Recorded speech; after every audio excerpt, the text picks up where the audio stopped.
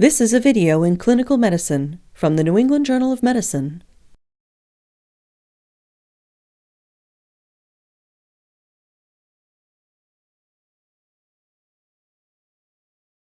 Providing positive pressure ventilation with a face mask and a bag valve device can be a life-saving maneuver. Although seemingly simple, the technique requires an understanding of the airway anatomy, the equipment, and the indications. Developing manual skills is necessary to provide adequate face mask ventilation.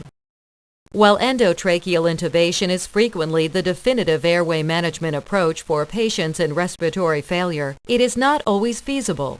In these circumstances, ventilating a patient with a face mask can be an invaluable temporizing measure. The purpose of this video is to demonstrate the equipment and technique used to provide positive pressure ventilation with a face mask and a bag valve device.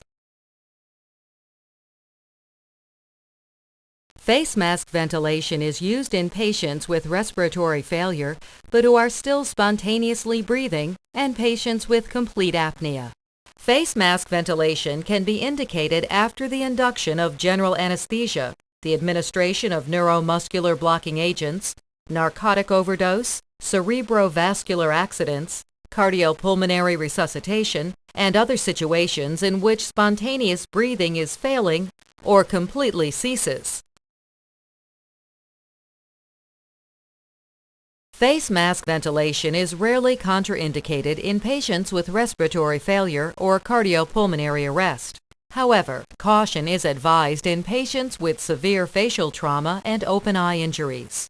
In addition, foreign materials such as gastric contents and blood in the airway may lead to fatal aspiration pneumonitis. In those circumstances, alternative approaches, including immediate endotracheal intubation or tracheotomy, may be necessary. There are many types of face masks, varying in design, size, and construction materials. Transparent masks are preferred because they allow for inspection of lip color, condensation, secretions, and vomitus. Face masks consist of three parts: the rim, the body, and the connector. The rim of the mask provides the seal with the face. Many masks have an inflatable cushioned rim, which creates a better seal with facial contours. Some masks have a malleable body, which can be molded to the face, thus reducing dead space. Masks equipped with a ring with hooks can be used with a mask strap to better hold the mask on the face, but may prevent rapid removal of the mask, for example, when suctioning the oral cavity is necessary. The connector of the mask is a standardized 22 mm diameter orifice and connects the mask to a bag valve device. To maintain a good seal, it is imperative for the mask size and shape to conform to the facial anatomy. This is particularly important in the pediatric population. Thus, several mask shapes and sizes should be readily available. There are a variety of bag valve designs available. All have a self-inflating bag and a non-rebreathing unidirectional valve. The valve is designed to function during both spontaneous and manually controlled ventilation. Because bag valve devices can operate without an oxygen source, it is important to ascertain that supplemental oxygen is flowing through the bag valve device when indicated and available. Bag valve devices can be equipped with an oxygen reservoir of varying design. If the reservoir bag fills, oxygen is flowing. Oxygen flow through bag valve devices with a tube reservoir can be confirmed by listening to the sound of gas flowing. The purpose of these reservoirs is to maximize the delivered oxygen concentration.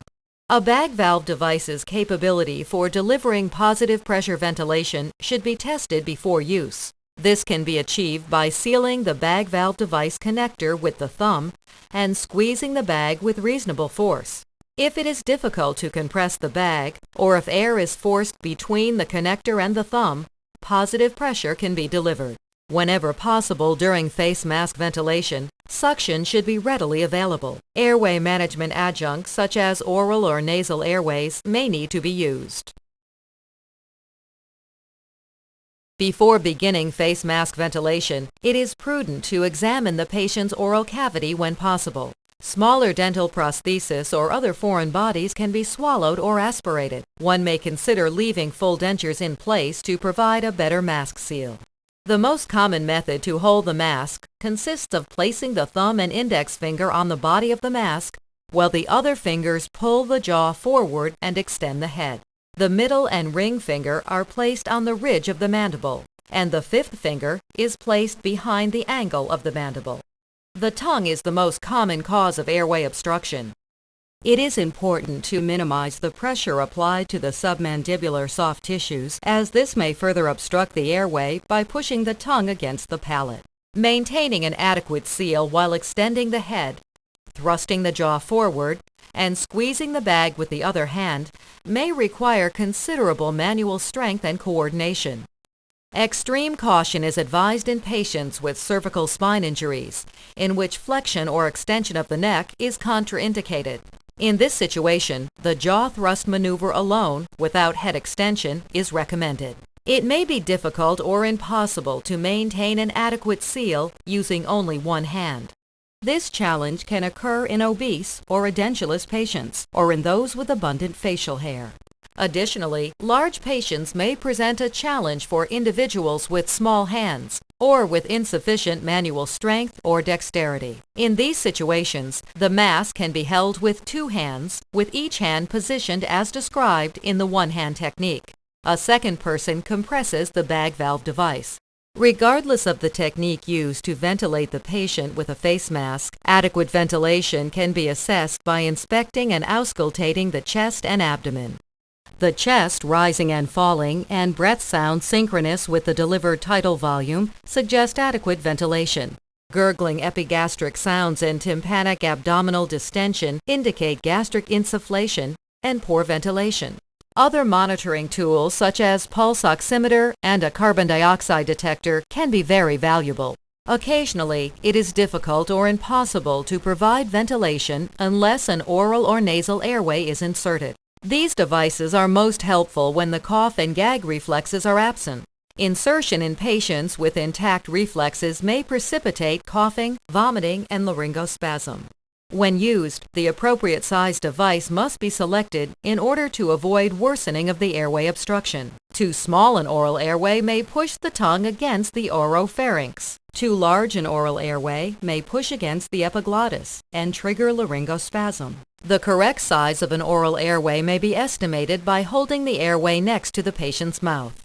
The tip should reach the angle of the mandible and no further. An oropharyngeal airway can be inserted by depressing the tongue with a tongue blade and advancing the airway towards the base of the tongue. Alternatively, the airway can be inserted upside down and then rotated 180 degrees as it is being advanced posteriorly. In general, nasopharyngeal airways are better tolerated than oral airways when airway reflexes are present. They are particularly useful when the mouth cannot be opened. The simplest method of estimating their appropriate length is by correlating it with the external anatomy of the face and neck and taking into consideration the patient's height. Nasopharyngeal airway should be thoroughly lubricated and advanced perpendicular to the face and parallel to the floor of the nose, not towards the roof of the nose. They must be used with extreme caution in patients with facial injuries, basilar skull fractures, and coagulopathy, weighing the risk of further injury and bleeding against the need for oxygenation. Raising the head of a bed may facilitate the delivery of adequate tidal volumes, but may be contraindicated because of hemodynamic instability or may be impossible, for example, if the patient is on the floor.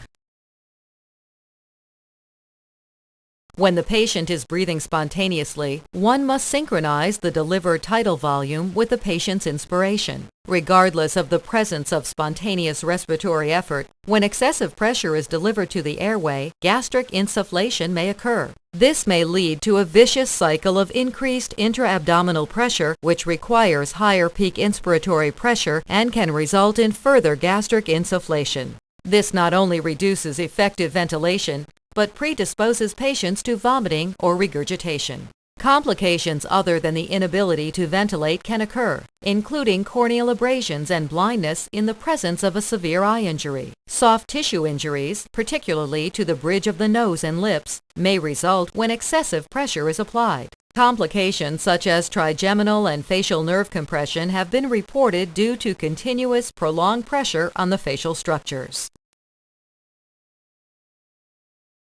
Discontinuation of face mask ventilation depends on clinical circumstances. Patients may require a more definitive airway management, such as endotracheal intubation. On other occasions, all that is needed for patients to recover completely is effective face mask ventilation with oxygen. Every physician should be familiar with this potentially life-saving technique.